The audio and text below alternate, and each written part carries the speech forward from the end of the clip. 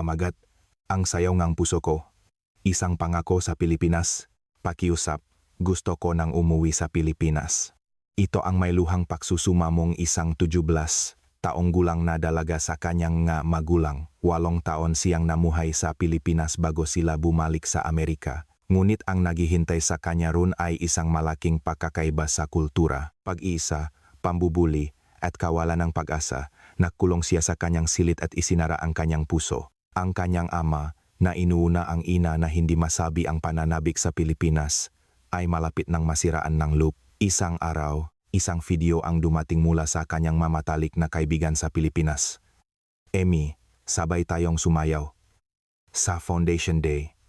Ito na ba ang huling pag-asa para mailigtas ang kanilang anak? Ang pagpili ngang isang dalaga ang babago sa tadhanang kanyang pamilya. Ang kwento ni luha at inspirasyon na naganap sa Pilipinas ay magsisimula na.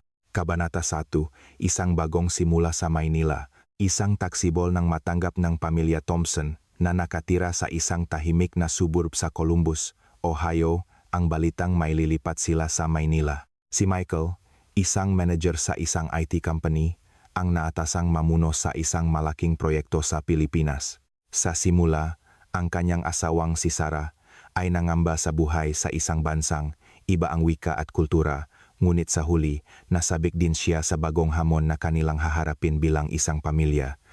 Ang pinaka-ikinababahala nila ay ang kanilang 9 taong gulang na anak na si Emmy, na kailangang iwan ang kanyang paaralan sa Amerika para lumipat sa isang elementarya sa Pilipinas. Nang lumapak ang kanilang eroplano sa Ninoy Aquino International Airport, ang mga asul na mata ni Emmy ay napuno nga di pamilyar na tanawin.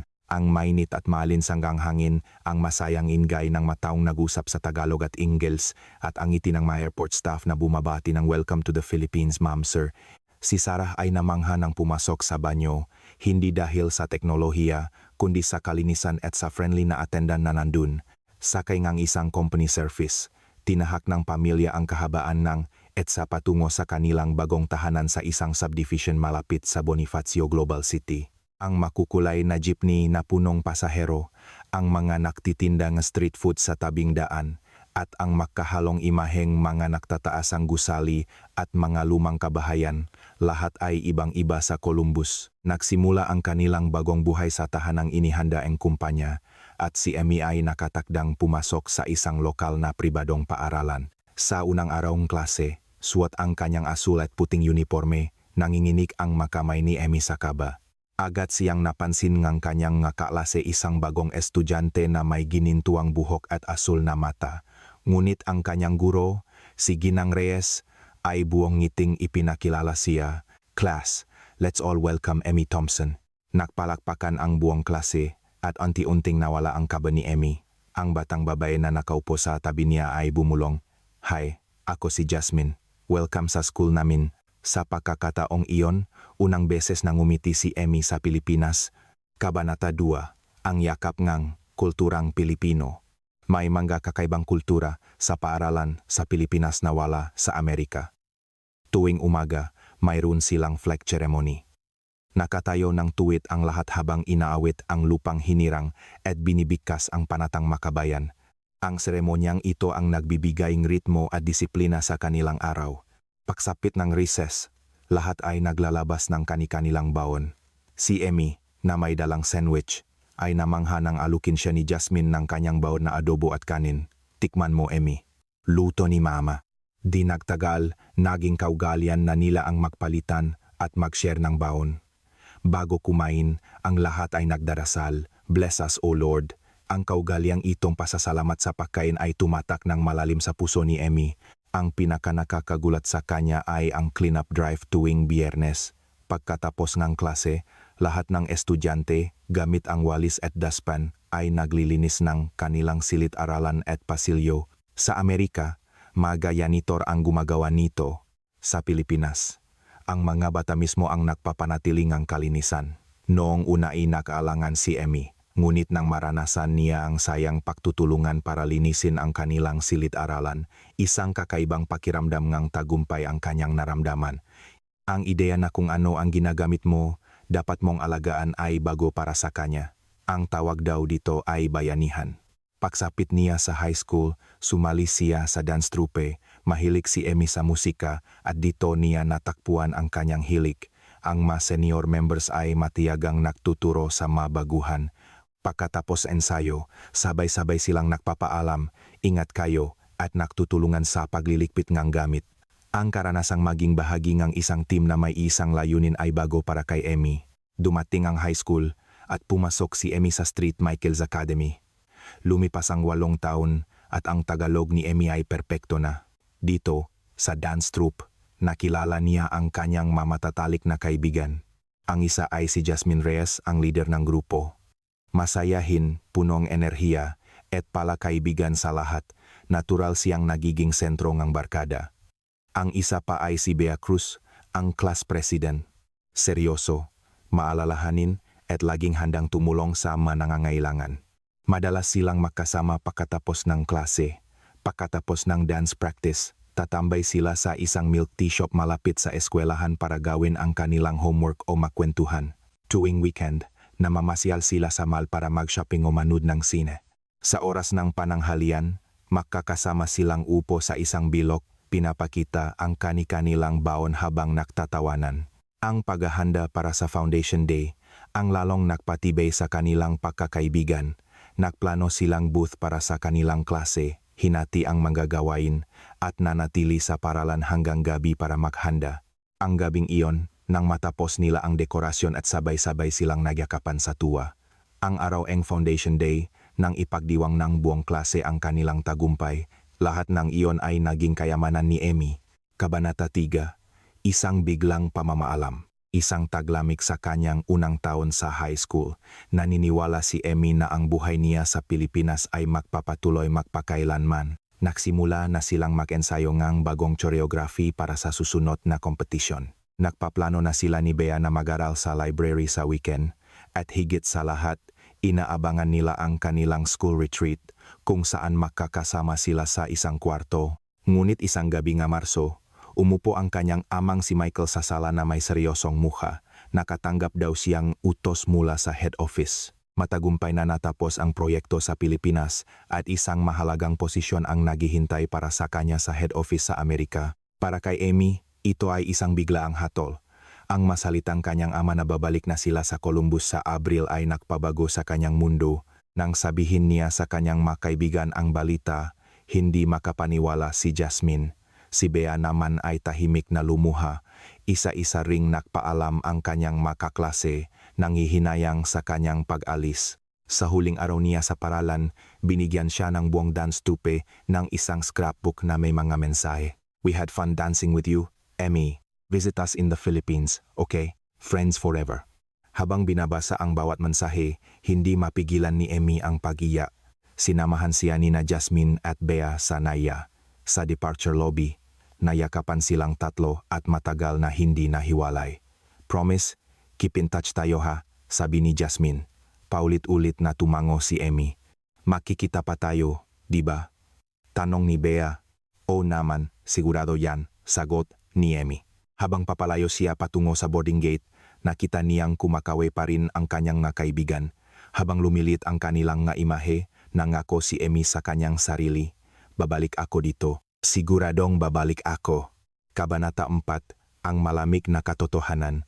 Pagbaba niya sa eroplano sa Columbus International Airport, agad naramdaman ni Emmy ang pagkakaiba. May magakalat na papel at bote sa saig na terminal. Ang banyo ay hindi gaanong malinis at malamig ang upuan ng inidoro.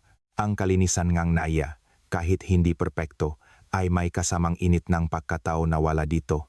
Maging si Sarah ay napangiwi. Sa baggage claim, walang ingat na hinahagis ng staff ang mga maleta. Isa ang nahulog, ngunit walang humingi ngang paumanhin. Isang eksenang hindi maisip sa Pilipinas kung saan ang nga tao ay mas maalalahanin. Habang nasa sasakyan pauwi, hindi maitago ni Emmy ang kanyang pagkadismaya sa tanawin. May mga basura sa bangketa at graffiti sa mga pader. Nang huminto sila sa traffic light, isang lalaking marungis ang damit ang lumapit sa kanilang sasakyan para mamalimos.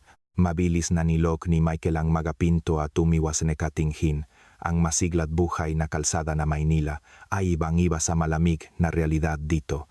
Kinagabihan, Akmang lalabas si Emmy para pumunta sa convenience store. Sa Pilipinas, kahit alas 9 gabi, ligtas siyang makakapunta mag-isa sa kalapit na 7,11. Ngunit pinigilan siya ni Sarah. Emmy, no, it's already dark. Natigilan si Emmy sa seryosong mukha ng kanyang ina. This is not the Philippines, honey. It's dangerous to walk alone at night here. Ang masalita ni Sarah ay isang sampal ng katotohanan. Pagtingin niya sa labas, madilim ang kalsada at kakaunti ang tao. Doon niya naintindihan na ang kaligtasan na kanyang kinalakihan ay wala dito.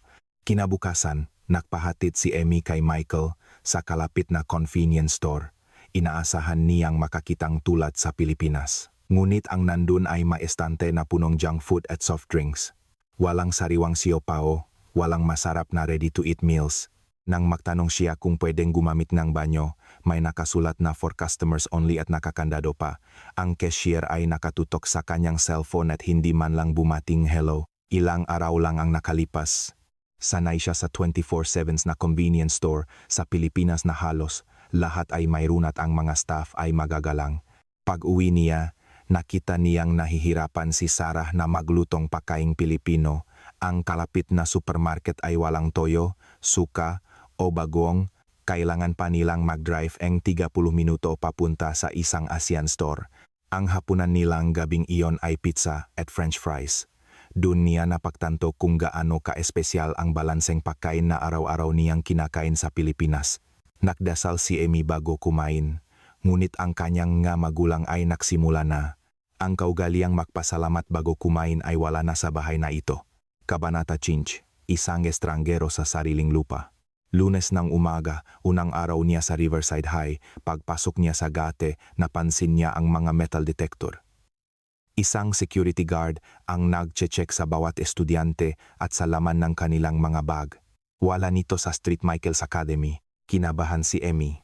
Walang morning assembly, walang pagbabahaging schedule, at walang anunsyo para sa buong klase. Naalala niya ang kanilang flag ceremony sa Pilipinas, kung saan nakikita-kita ang lahat para simulan ang araw. Ang mainit na pakiramdam na iyon ay wala dito. Bago magsimula ang unang klase, isang nakakabinging sirena ang tumunog. Akala ni Emmy ay fire alarm, ngunit ang mga kaklase niya ay kalmadong kumilos. Mabilis na nilok ng guro ang pinto at isinara ang mga bintana. Everyone against the wall, quiet. Utos ng guro, sumiksik ang mga estudyante sa isang sulok. Pinatay ang ilaw at nagdilim ang silid. Sa gitnang katahimikan, malakas ang kabog ng dibdib ni Emmy. It's a lockdown drill, bulong ng katabi niya. Inabot ng ilang segundo bago niya naintindihan isang pagsasanay para sa posibleng school shooter. Sa Pilipinas, mayroon silang earthquake at fire drills, ngunit dito, nagsasanay silang magtago mula sa tao. Nanginginig ang kamay ni Emmy sa dilim. Pagkatapos ng 10 minuto, inanunsyo ang pagtatapos ng drill at nagpatuloy ang klase na parang walang nangyari. Ngunit hindi nawala ang takot ni Emmy. Oras ng tanghalian, natigilan si Emmy sa entrance ng cafeteria. Pizza, hamburger, fried chicken, french fries, halos walang gulay, at ang dessert ay mga cookie at brownie na puno ng asukal. Ito ba ang tanghalian araw-araw? Hindi siya makapaniwala. Kumuha siyang tray at pumila. Habang naghahanap ng maupuan, agad niyang napansin ang malinaw na social hierarchy. Ang grupo ng sikat ay nasa pinakamagandang pwesto sa tabi ng bintana. Ang maatleta ay nasa gitnang malaking lamesa. Ang mga baguhan at hindi sikat ay nasa masulok. Walang makausap, umupo si Emmy sa isang bakanteng upuan sa dulo. Bago magsimula, nag-antanda siyang krus at tahimik na nagdasal. What are you doing? Praying. Tanong ng babaeng nasa tapat niya na may halong pagtataka. Namula si Emmy. It's a habit in the Philippines. Susubukan pa sana niyang magpaliwanag, ngunit nawalan ng ang interes ang kausap. Ang kulturang Pilipinong pasasalamat sa pagkain ay tinitignan bilang isang kakaibang bagay dito. Pagkatapos ang klase, napansin ni Emmy ang makalat sa sahig. Mga bote, balat ng kandi, at papel. Agad siyang yumuko para pulutin ito. What are you doing? That's the janitor's job, sabi ng isang lalaking estudyante habang tumatawa. Nagtawanan din ang iba. Itinapon ni Emmy ang basura, ngunit mabigat ang kanyang dibdib. Sa St. Michael's, nagtutulungan ang buong klase sa paglilinis. Ang kaugalian na yon ay hindi pala kaugalian sa lahat ng lugar. Pagkatapos ng klase, sinubukan niyang bisitahin ang dance club sa gym, Gusto niyang ipagpatuloy ang pagsasayaw na minahal niya kasama si Jasmine, ngunit pinigilan siyang coach sa pinto. Tryouts are next month. Tryouts? Naguluhan si Emmy. Pwedeng manood lang po. Pakiusap niya. Umiling ang coach. We're a competitive team. Only the best get in. Sa St. Michael's, lahat ay welcome sa dance troupe. Baguhan man o may karanasan, sabay-sabay silang nag-eensayo, nagtutulungan, at nagsuportahan. Dito, kung hindi ka magaling, hindi ka pwedeng sumali. Habang naghihintay ngang bus, tiningnan niya ang bulletin board. May magamit sa Lost and Found na ilang linggo nang nandun. Sa Pilipinas, kapag may nawawalang gamit, agad itong dinadala sa opisina at ibinabalik sa may-ari. Dumating ang bus. 15 minuto itong huli. Walang schedule at walang pomanhin mula sa driver. Sa loob, may malakas na tugtog at may mga basura sa saig. Pagupo niya, may sapatos na nakatapak sa likod ng upuan sa harap niya. Doon niya naramdaman kung gaano ka-espesyal ang disiplina at kaayusan sa Pilipinas kahit pa sa gitnang traffic. Nang gabing iyon, sa kanyang kwarto, tinitigan ni Emmy ang litrato nila ni Jasmine at Bea. Isang araw pa lang, pero naramdaman na niya ang lahat ng pagkakaiba, ang komunidad, kaayusan, pagtutulungan, at pagiging maalalahanin. Ang mga bagay na normal sa Pilipinas ay wala dito. Pinigilan niya ang kanyang luha at humiga. Ang katotohanang kailangan niyang bumalik sa paaralang iyon kinabukasan ay parang isang mabigat na pasanin. Kabanata 6. Ang tinik na hindi marinig. Habang tumatagal, lalong nahirapan si Emmy sa mamaliliit na pagkakaiba. Ang pagkain sa cafeteria ay malayo sa masustansya. Lunes, pizza at fries. Martes, hamburger at fries. Miyerkules, chicken nuggets at fries. Ang gulay ay counting lettuce lang at ang prutas ay delata. Isang tanghali, mag-isa siyang kumakain. Sa paligid, maingay ang magrupo ngang estudyante, ngunit walang kumakausap sa kanya. Sa Pilipinas, sabay-sabay silang kumakain sa classroom, pinagsasama ang mga lamesa at nag-share ng baon. Ang init ng samahan na iyon ay wala dito. Isang araw, isang buntis ang sumakay sa bus, ngunit walang nag-alok ng upuan. Tumayo si Emmy, "Ma'am, please take my seat." Nagulat ang buntis at nagpasalamat. Sa Pilipinas, kapag may matanda o buntis, halos sabay-sabay na tumatayo ang matao para mag-alok ng upuan. Ang kultura ng pagbibigay galang ay wala dito. Sa isang klase, nakaroon sila ng group discussion. Nang sabihing bumuong grupo ng 4, mabilis na nagsama-sama ang makakaibigan. Si Emmy ang naiwang mag-isa at napasama sa huling grupong nabuo. Nang magsimula ang diskusyon, hindi siya pinapansin ngang tatlo. Nang subukan niyang magsalita, sinagot siya ngang, "Who? What?" na may halong inis. Sa St. Michael's, sinisigurado nilang lahat ay nakakapagsalita. Dito, pakiramdam niya ay isang pabigat siya. Sinubukan niyang kausapin ang guidance counselor na si Mr. Johnson. Nungit tinanong siya ng secretary, "Do you have an appointment?" "He's fully booked this week. Maybe next Wednesday." Kailangan niyang maghintay ngang isang linggo. Sa St. Michael's, ang kanilang advisor na si Ginang Cruz ay laging handang makinig. Dito, hindi ka agad matutulungan kahit kailangan mo. Lalong lumala ang kanyang pag-isa. Isang araw, habang kumakain duman ang isang grupo ng mga babae. "That girl's always alone. I heard she's from the Philippines. Weird, right?" Narinig ni Emmy ang kanilang bulungan at tawanan. Nagpanggap siyang hindi narinig at tinitigan ang kanyang pizza, ngunit kumakabog ang kanyang puso at nanginginig ang mga kamay. Kinabukasan, nang makasalubong niya ang isang guro sa hallway, bigla siyang yumuko at sinabi, "Good morning po." Isang reflex na nakasanayan niya sa Pilipinas. Ngunit nakita itong ilang estudyante. "Look, what's she doing? Trying to be Filipino?" "So lame." Namula ang mukha ni Emmy at mabilis na umalis. Pagbukas niyang kanyang locker, may isang papel na nahulog. "Go back to the Philippines." Isang maikling mensahe, ngunit tumusok ito sa kanyang puso. Nanginginig niyang kinuyom ang papel. Nang gabing iyon, binuksan niya ang kanyang social media. Nakita niya ang isang post tungkol sa kanya. "The weird new girl at Riverside thinks she's still in the Philippines. LOL." May kasama itong litrato niya habang nagsasabing ang posaguro. Ang comment section ay puno ng masasakit na salita. So krinya, "Why did she even come to America? You'll never be Filipino." Tumulo ang kanyang ngaluha sa screen. Kinabukasan, mas naramdaman niya ang malamig na tingin ng lahat, walang bumabati. Pagpasok niya sa classroom, hihinto ang bulungan at titingin sila sa kanya, at magpapatuloy kapag nakaupo na siya. Lubos na siyang itinakwil. Sa PE class, sa pagpiling team para sa basketball, si Emmy ang huling hindi napili. Walang tumatawag sa kanyang pangalan. Napilitan na lang siyang isali sa isang team. Ngunit sa laro, walang nagpapasa sa kanyang bola. Tumaas man siyang kamay, binabaliwala siya. Nalaman niya kung gaano kasakit ang ituring na parang hindi ka nag-exist. Habang naghihintaying bus, naisip niya sina Yasmin at Bea. Siguro nag-ensayo sila ngayon. Ang St. Michael's Academy ay nagpapatuloy kahit wala siya. Siya lang ang naiwan sa malamig na lugar na ito. Gusto niyang sumiga. Gusto ko nang umuwi sa Pilipinas. Ito na lang ang tanging laman ng kanyang puso. Kabanata 7. Ang pagkasirang isang pamilya. 3 buwan matapos silang bumalik, nagsimula ng absent si Emmy.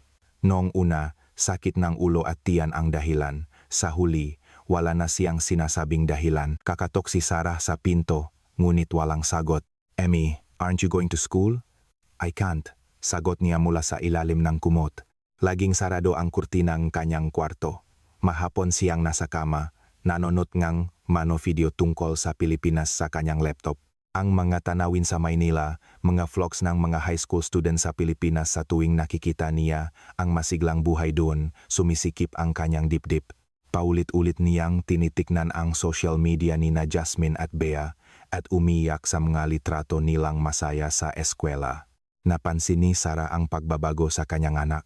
Ang masayahin at bibong si Emmy ay naging ibang tao, kumakain na siyang mag-isa sa kwarto at halos hindi na nakikipag-usap. Ang totoo, si Sarah man ay sabik na sa buhay sa Pilipinas. Ang mainit na pakikipagkapwa-tao, ang magagalang na pananalita, ang masayang komunidad, ang pagbati niya sa mga kapitbahay tuwing umaga na nauwi sa masayang kwentuhan, lahat iyon ay parang isang malayong alaala na lang. Gabi-gabi, kapag tulog na si Emmy, umupo si Sarah sa kusina at binubuklat ang kanyang Tagalog textbook. Ayaw niyang makalimutan ang wikang natutunan niya at umaasa siyang makakabalik sila balang araw. Sa ref, mayroon siyang toyo at suka na pinahirapang hanapin.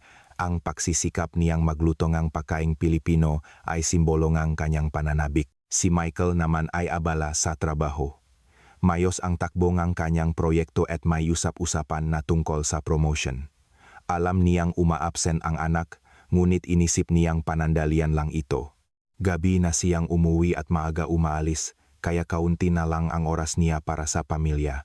Isang gabi, kinausap ni Sarah si Michael. Emmy hasn't been to school for a month.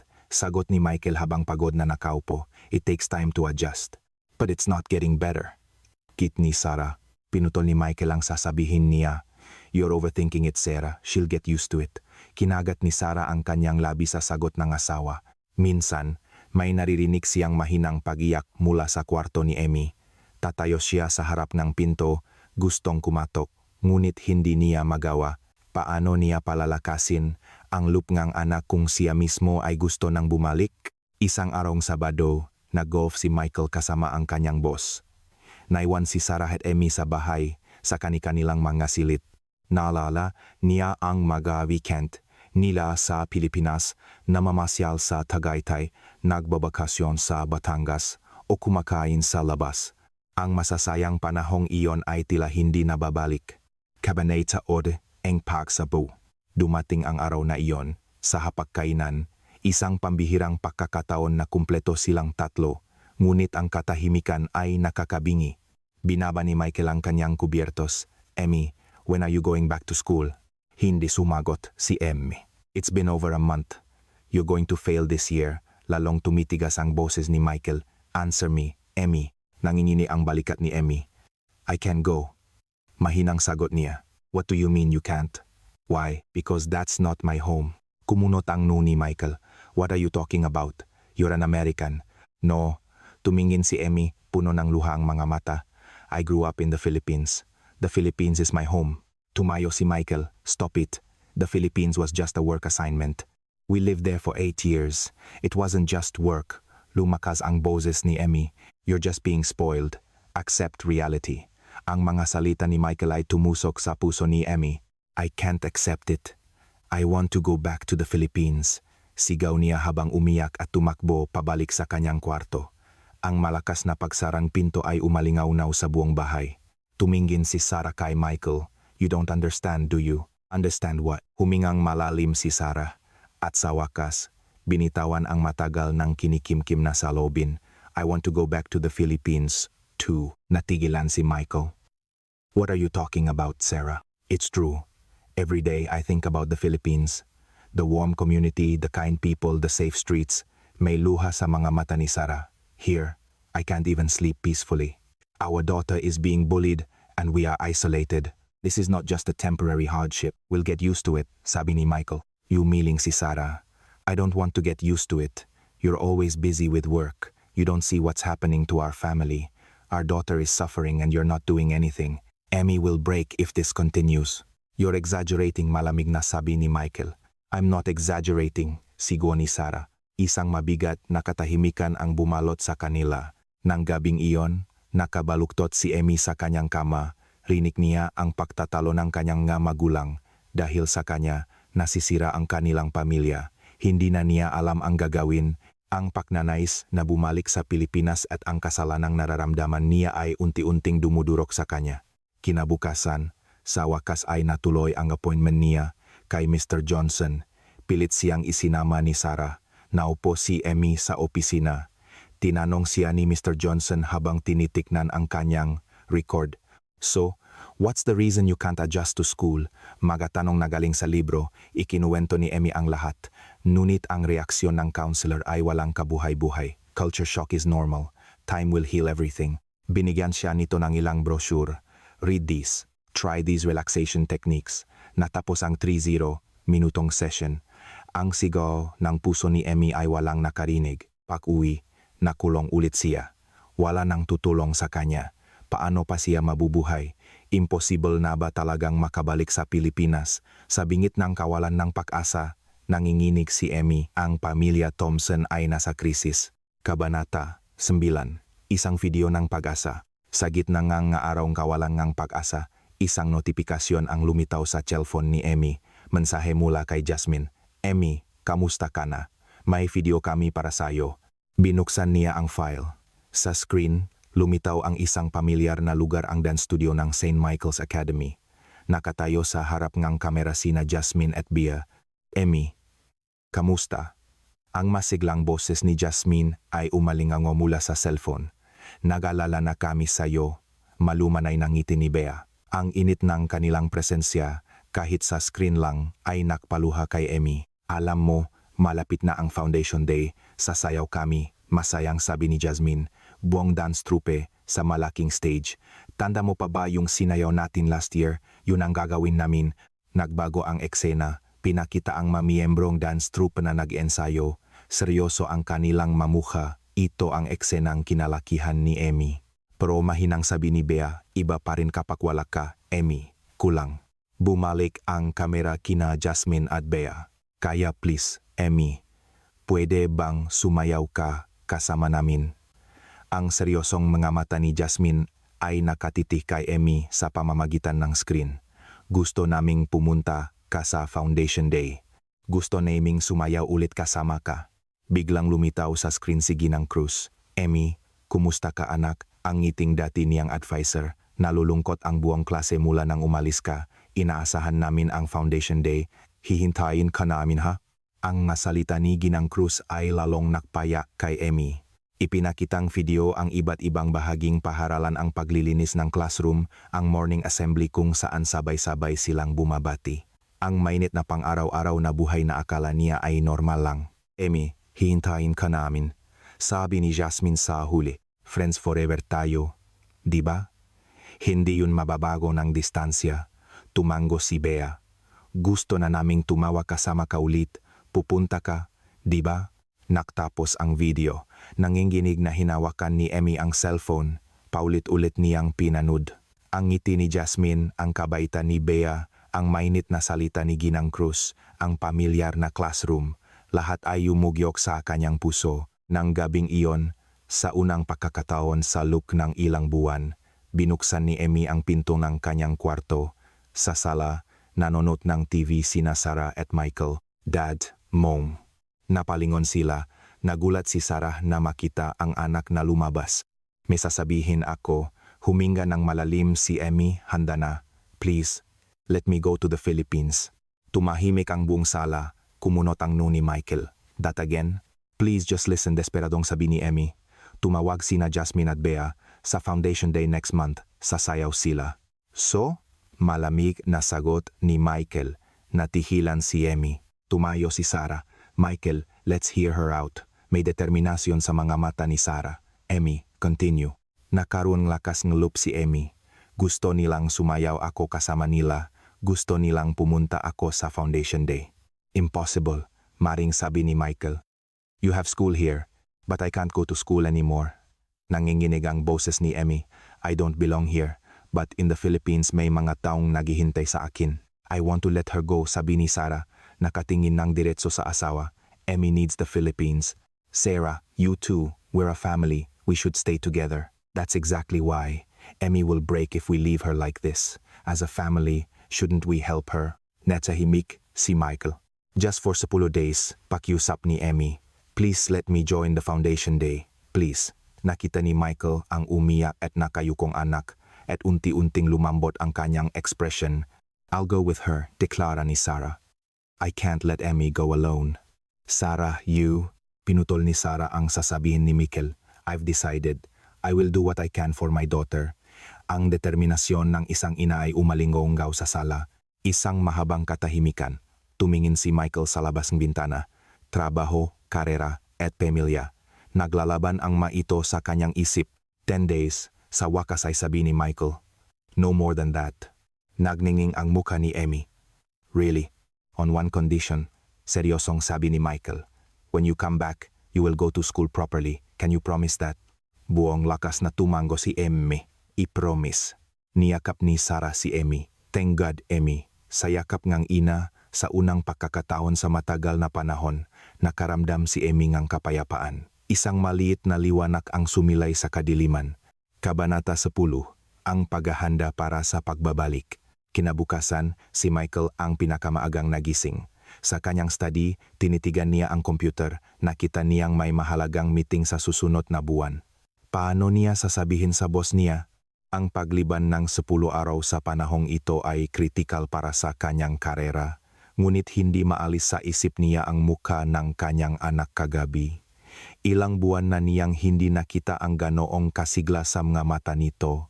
Ang anak niyang nakulong, umiyak at nawalan ng pag-asa ay sa wakas ay tumingin sa hinaharap. Baka tama ang desisyon niya. Huminga siyang malalim. Tama ba ang ginagawa niya bilang isang ama? Sa almusal, isang pambihirang pagkakataon na masaya silang tatlo. Iba na ang ekspresyon ni Emmy. Dad, thank you so much. Tumango lang si Michael. Keep your promise. Yes, I will. Ang matatag na sagot ni Emmy ay nagbigay ng maghahalong damdamin kay Michael. Mula noon, nagbago ang buhay ni Emmy. Binuksan niya ang makurtina. Paulit-ulit niyang pinapanood ang practice video na pinadala ni Jasmine. Sa screen, maingat na ipinapaliwanag ng kaibigan niya ang bawat galaw. Dito, itaas mo ang kamay, then wait for 2 counts. Rinig niyang sabi ni Jasmine. Kaya mo yan, Emmy. If may tanong ka, tawag ka lang. Malumanay na sabi ni Bea. Nagsimulang sumayaw si Emmy sa harap ng salamin. Nung una inaninigas ang kanyang katawan, ngunit unti-unti, naalala na niya ang magalaw. Malaki ang epekto ngayong isang taong paginto, ngunit ang pagmamahal niya sa pagsayaw ang nagtulak sa kanya. May ngiti sa kanyang mukha habang pinagpapawisan. Gabi-gabi, nakfi, video call, sila ni na Jasmine at Bea. Emmy, yung galaw na yan, i-extend mo pa yung braso mo, sabi ni Jasmine. Okay lang yan, may 1 month pa tayo. Don't pressure yourself. Pagpapalakas loob ni Bea. Nagbago rin si Sarah. Inilabas niya ang kanyang matagalog textbook at nagsimulang mag-aral ulit. Sa kusina, nagluto siyang mapakaing Pilipino, sinigang, adobo, tinola. Emmy, tikman mo to. Masayang kinain ni Emmy ang luto ng ina. Wow, Mom, lasang Pilipinas. Ang saya sa mukhang anak ang nagpasaya rin kay Sarah. Tahimik na inoobserbahan ni Michael ang lahat. Gabi, kahit pagod galing sa trabaho, naririnig niya ang musika mula sa kwarto ni Emmy. Sa sala, nag-aral ng Tagalog si Sarah. Unti-unting bumabangon ang kanyang pamilya. Isang gabi, nakita niya ang anak na seryosong sumasayaw sa harap ng salamin. Paulit-ulit, doon niya naintindihan. Seryoso ang kanyang anak. Ganun kahalaga para kay Emmy ang makabalik. 3 araw bago ang kanilang pag-alis, kinausap ni Michael ang kanyang boss. Sir, I need to take a 10-day leave for family reasons. Nagulat ang boss niya, ngunit nang makita ang seryosong mukha ni Michael, tumango ito. Okay, family is important. Nagpasalamat ng malaki si Michael. Gabi bago ang flight, tahimik ang kanilang bahay. Nag-impake si Emmy. Hindi na niya may susuot ang kanyang uniforme, ngunit dala niya ang kanyang dance shoes. Kinaumagahan, papunta sa airport. Naalala ni Emmy ang daan na ito ilang buwan na ang nakalipas. Ngayon, iba na. Ang puso niya ay papunta na sa Pilipinas. Bago ang final boarding call, biglang nag-vibrate ang cellphone ni Michael. Ang panggalan ng boss niya, "Excuse me for a second." Pagbalik ni Michael, madilim ang kanyang mukha. What's wrong? Nag-alalang tanong ni Sarah. There's a major system failure. I have to go back to the office now. May pait sa boses ni Michael. What? Lumungkot ang mukha ni Emmy. I'm sorry, Emmy, but it's okay. Hinawakan ni Michael ang balikat ng anak. I will fix this and follow you. I will be there for your foundation day. I promise. Really, Dad? I promise, send me lots of videos, okay? Tumunog ulit ang boarding announcement. Go on, niyakap ni Michael ang dalawa. Habang papalayo sila, tinitignan sila ni Michael. Lagi niyang inuna ang trabaho. Ngunit ngayon, unti-unti niyang naiintindihan kung ano ang pinakamahalaga, ang kaligayahan ng kanyang pamilya. Nang lumipat ang eroplano, tanaw ni Emmy ang papaliit na lungsod ng Columbus. Sa unahan, ang karagatang Pasipiko. Sa kabilang dako, ang Pilipinas. Naghihintay sina Jasmine at Bea. Naghihintay ang St. Michael's. Ang puso ni Emmy ay puno ng pag-asa. Kabanata 11, ang muling pagyakap.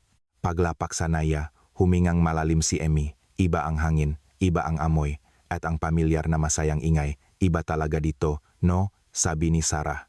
Naintindihan ni Emmy na pareho silang nararamdaman. Paglabas sa arrival lobby, nakita niya ang dalawang pamilyar na figura. Malakas na sigaw ni Jasmine habang kumakaway. Katabi niya si Bea, nakangiti. Tumakbo si Emmy at niyakap sila. I missed you guys. Nagyakapan silang tatlo. Hindi mapigilan ang mga luha. Dumating ka talaga, sabi ni Bea. Tita Sarah, welcome back po. Magalang nabati ni Jasmine. Jasmine, Bea, salamat sa pagsundo kay Emmy. Naiyak ding sabi ni Sarah. Alam niyang ang dalawang ito ang nagligtas sa kanyang anak. Sumakay sila ng Grab papunta sa kanilang hotel. Sa daan, dumaan sila sa isang convenience store. Pagpasok ni Emmy, napuno ng saya ang kanyang puso. Ang mga siopaw, siomay at ready-to-eat rice meals ay mayos na nakahilera. Ang magalang na maam, Sir, welcome po, ng staff. Lahat ng ito ay ang mga bagay na kanyang pinanabikan.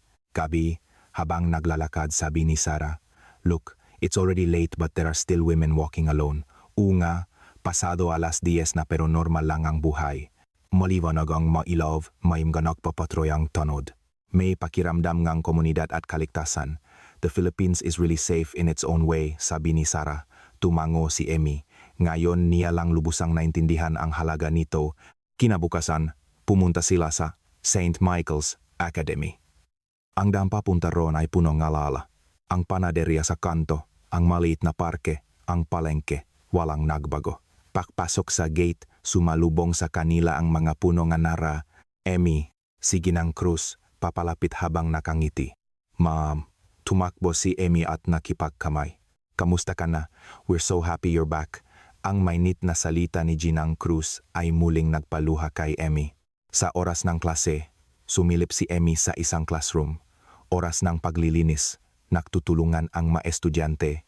Walang nag-uutos, alam nila ang kanilang gagawin. Ang kulturang bayanihan ay buhay na buhay pa rin. Hapon, pumunta siya sa dance studio. Naghihintay na ang mga miyembro. Nang makita siya, nagsigawan sila. Emmy, welcome back. Isa-isa siyang niyakap. Okay, let's start. Sabi ni Jasmine at pinatuktok ang musika. Sumali si Emmy sa linya at nagsimulang sumayaw, ngunit agad siyang sinampal ng katotohanan. Isang buwan siyang nag-ensayo mag-isa, ngunit nang sumayaw siya kasama nila, hindi siya makasabay. Mali ang ritmo, huli ang timing, hindi gumagalaw ang katawan niya ayon sa gusto niya. Ang makasama niya ay perpektong sumasayaw. Sa gitna nila, si Emmy lang ang naiwan. Huminto ang musika. Emmy, okay ka lang? Sorry, medyo, sabi ni Emmy, habol ang hininga.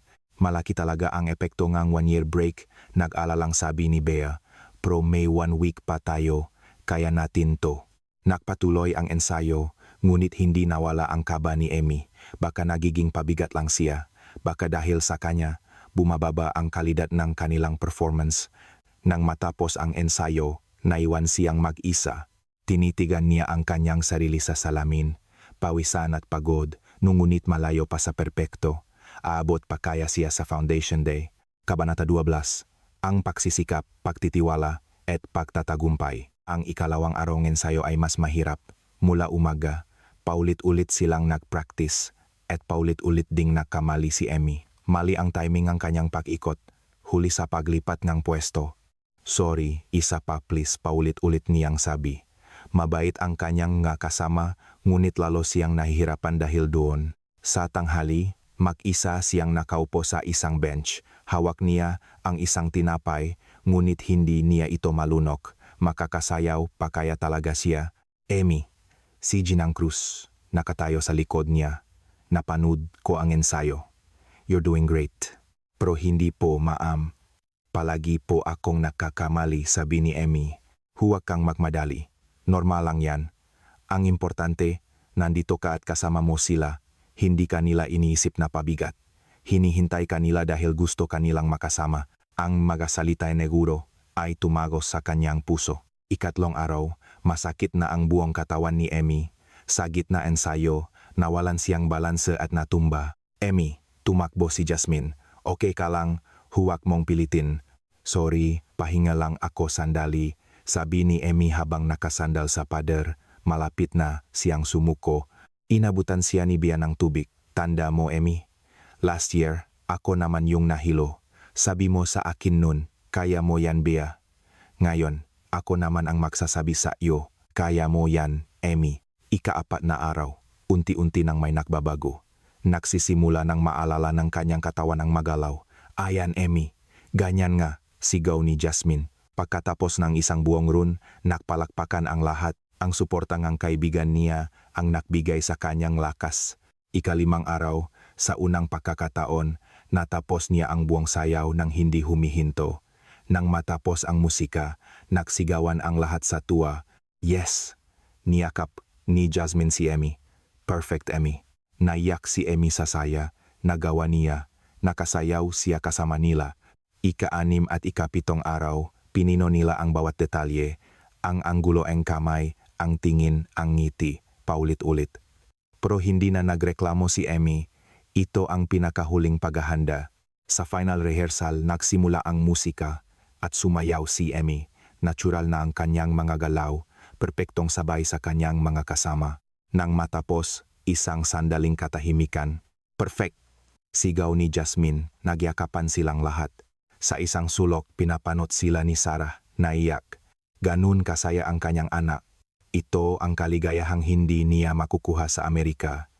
Pinapanot din sila ni Ginang Cruz. Ang Emmy na malungkot noon ay nakniningning na ngayon. Ito ang puso en edukasyong Pilipino ang paglago kasama ang komunidad. Gabi bago ang Foundation Day, sa hotel, kinausap ni Sarah si Emmy. Good luck tomorrow, anak. Opo ma, manood po kayo. Of course. I'll send videos to your dad. Naalala ni Emmy ang kanyang ama. Ano na kaya ang ginagawa niya ngayon? Kabanata 13. Ang sayong puso. Dumating ang umaga ng Foundation Day. Maaliwalas ang panahon. 5:00 pa lang, gising na si Emmy. Punong kaba at pananabik. Pagdating sa eskwelahan, buhay na buhay ang paligid. Ang mabooth, ang musika, ang mga estudyanteng naghahanda. Ang diwa ang isang piyestang Pilipino. 1:00 ng hapon, nasa backstage na sila. Okay guys, ito na yun, sabi ni Jasmine. Let's just enjoy this. Let's show them everything we've got. Nagpatong-patong sila ng kamay. 1, 2, 3, ST, Michaels. Sa audience, nasa unahan si Sarah, hawak ang cellphone. Kailangan niyang i-record ito para kay Michael. At sa likod ng audience, tahimik na nakaupo ang isang lalaki, si Michael. Lumipat siya kagabi. Inayos niya ang trabaho, nakiusap sa boss para lang mapanood ang kanyang anak. Bumukas ang kurtina, nagsimula ang musika. Isang fusion ng modern at katutubong sayaw. Sa gitna, si Emmy, nakangiti siyang sumasayaw. Wala ng kaba, kasama niya ang kanyang nakaibigan. Ang kanilang makalaway perpekto, sabay-sabay, punong puso. Pumalakpak at naksikawan ang makamanonood. Umiyak si Sarah habang nagre-record. Si Michael naman ay nakatitik lang. Ang anak niyang malungkot noon ay nagniningning ngayon. Sa huling bahaging sayaw, sabay-sabay silang tumalon at lumapak ng perpekto, huminto ang musika.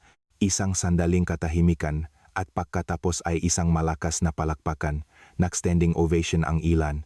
Nagbow sila at tumulo ang luha sa pisngi ni Emmy. Pagbaba sa stage, niyakap siya nina Jasmine at Bia. Grabe ang galing. Tumakbo si Sarah. Emmy, you were amazing. Nagyakapan sila. Nakita mo ma? Oo anak, na video ko lahat. At may isang boses mula sa likod. You did great Emmy. Lumingon siya. Si Michael. Dad, hindi makapaniwala si Emmy. Bakit ka nandito? You think I'd miss my daughter's big day? And gumiti si Michael. Tumakbo si Emmy at niyakap ang ama. Thank you for coming. Nakita ni Michael ang lahat sa mga video na pinapadala ni Emmy, ngunit iba pa rin ang makita ito ng personal.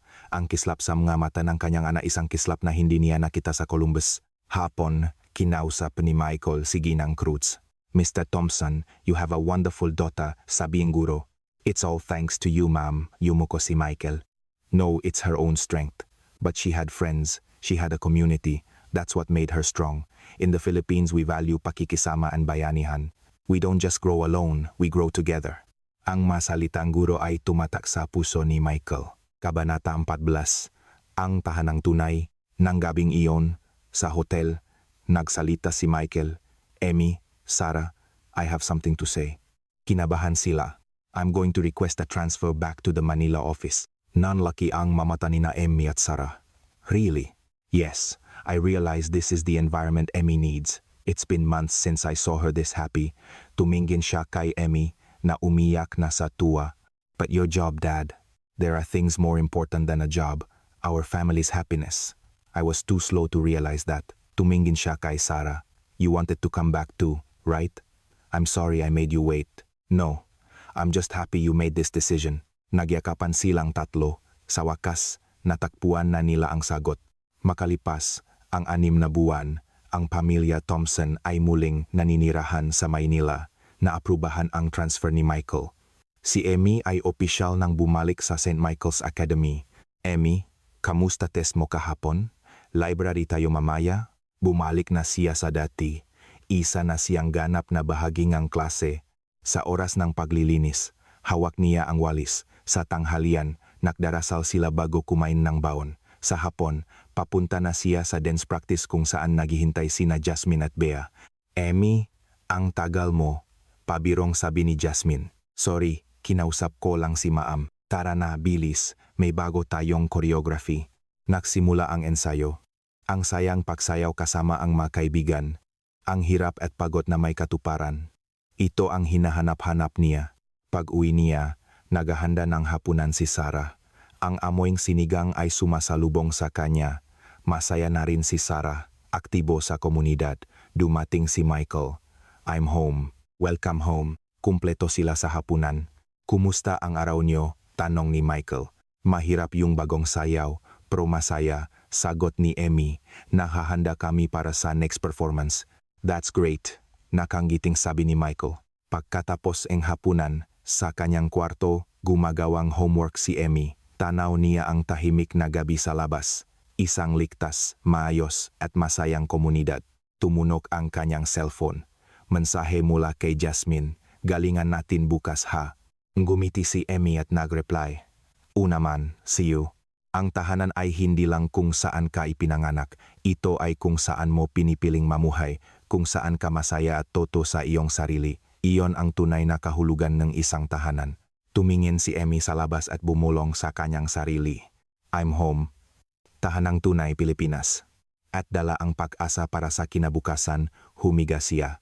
Ang bagong kabanatangan Pamilya Thompson ay nagsisimula pa lamang. Maraming salamat sa pagbabasa. Naway nasiyahan kayo sa kwento. Ang inyong makomento at reaksyon ay lubos naming pinahahalagahan at magsisilbing inspirasyon sa aming masusunod na likha.